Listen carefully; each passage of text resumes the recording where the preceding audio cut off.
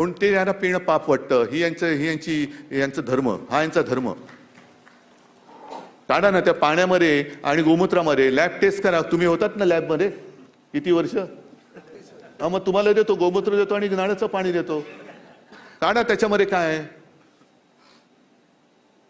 पण इकडे ही जी काही चर्चा चालते, विधेयक आता परत आणणार, डिलिमिटेशनचं विधेयक आणण्यासाठी खासदार फोडतायत. सत्ता तुम्हाला कशासाठी दिली? तुम्हाला सत्ता देश चालवण्यासाठी दिली. अच्छे दिन आएंगे असं तुम्ही जे सांगितलं होतं म्हणून तुम्हाला सत्ता दिली.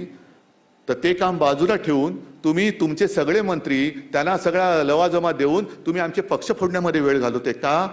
कारण आम्हाला घटना बदलायचे, 2/3 बहुमत पाहिजे, नवीन विधेयक आणायचे. आणा विधेयक चांगली आणा. जो तरुण रस्त्यावर उतरलाय त्याचं समाधान होईल असं विधेयक आणा.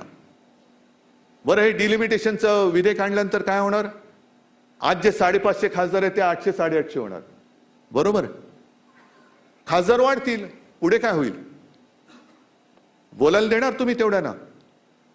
आजच तुम्ही सगळ्यांनी बघितलं, मी स्वतः बघत होतो, राहुल गांधी बोलताना काही त्याने एक मूर्ख शब्द वापरला, इडियट. तो असंसदीय आहे, काढून टाका, त्याला बोलूच देत नाहीत. इतर कोणी आम्हाला सुद्धा शेवटी सदस्य संख्या किती आमची होती, तुम्ही फोडलीत. त्या सदस्य संख्येनुसार तुम्ही बोलण्याचा वेळ ठरवता. ठेवा ना, ज्याला जे बोलायचे अगदी वाह्यात बोलू नका, अजिबात नाही. पण बोलायचं ते एवढं नेमकेपणाने बोलायला त्याला वेळ तर द्या. ती वेळ नाही देणार. मग 550 लोकांना तुम्ही बोलायला वेळ देऊ शकत नाही, तिकडे 850 लोक आली तर वेळ कशी देणार तुम्ही? आणि माझं स्पष्ट मत आहे, खासदार वाढवण्यापेक्षा या युवकांच्या रोजगाराच्या संध्या वाढवून दाखवा. युवकांची रोजगाराची संधी वाढवा, तर तुम्ही खासदार किती वाढले डिलिमिटेशन करण्याची गरज नाही. लोक हेच युवक तुम्हाला डोक्यावर घेऊन नसतील, पण त्यांच्याबद्दल काही बोलायचं नाही. ह्याचं कारण असं की आताचं हे सरकार आहे, तुम्ही बोललात ना, मला वाटतं ज्ञानेशजी, वापरा आणि फेका. त्यांना वाटलं उद्धव ठाकरेला पण असंच नाही, पण उद्धव ठाकरे तुम्हाला गाडल्याशिवाय स्वस्त नाही भेटणार. पण हे किती यांची म्हणजे काय, त्याला शब्दच आता कोणता वापरावा कळत नाही. राजकीय पक्षांसुद्धा घेतात, वापरतात आणि फेकून देतात. स्वतःचं काम झालं की फेकून देतात. आणि रामाला सुद्धा तुम्ही वापरून फेकून दिलंय. ज्या रामाच्या नावावरती तुम्ही सत्ता मिळवली, त्या रामाचं मंदिर लुटता तुम्हाला लाज नाही वाटत? आणि तरी तुम्ही हिंदू, आणि आम्ही मुद्दे काढले तर बघा याने हिंदुत्व सोडलं. मग तुम्ही काय सोडलं? आधी नेसलं काय होतं? आधीच तुम्ही लाज लज्जा शरम सोडली होती, त्याच्यात आणखीन फरक काय पडतोय? पण हा जो सगळा प्रकार चाललेला आहे तिकडे मग हे आमचं घराणं, आमची घराणेशाही, हो माझी घराणेशाही तर घराणेशाही, पण घराण्याची परंपरा आहे आणि जिचा मला अभिमान आहे. आणि आमच्या घराण्याचा इतिहास किमान 100 वर्षाचा हा ऑन रेकॉर्ड आहे. त्यांच्या घराण्याचं काय? कुठून आलात?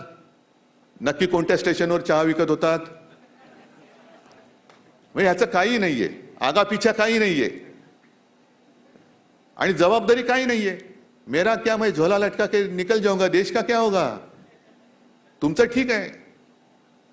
पण ह्या सगळ्या वातावरणामध्ये म्हणून मी म्हटलं की कौतुक ऐकणं आणि ठाकरे कुटुंब, कौतुक आणि ठाकरे कुटुंब ह्या कदाचित 2 विरुद्ध दिशेच्या 2 गोष्टी आहेत. कारण आम्ही हे जे नाही पटत, अन्यायाला आणि ढोंगावरती लाथ मार, हे जे काय आमचं कर्तव्य आहे ते कर्तव्य बजावत आम्ही पुढे चाललेलो आहोत.